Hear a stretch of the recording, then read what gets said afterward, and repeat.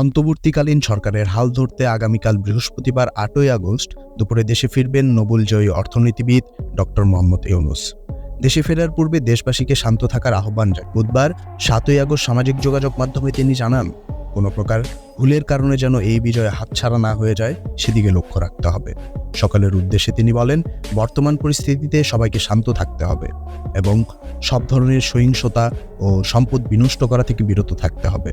দলমত নির্বিশেষে সকলকে শান্ত থাকার জন্যও অনুরোধ করেছেন তিনি।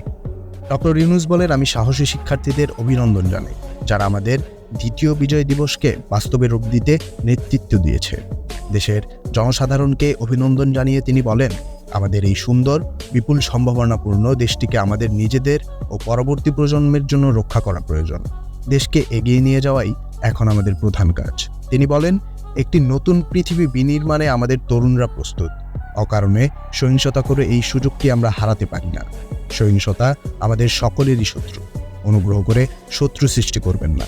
সকলে শান্ত থাকুন ও দেশ পুনর্গঠনে এগিয়ে আসুন। প্রসঙ্গগত বৈষম্য বিরোধী আন্দোলনে দেশের উদ্ভূত পরিস্থিতিতে গত সোমবার ৫ই আগস্ট পদত্যাগ করে দেশ ছাড়েন তৎকালীন প্রধানমন্ত্রী শেখ হাসিনা।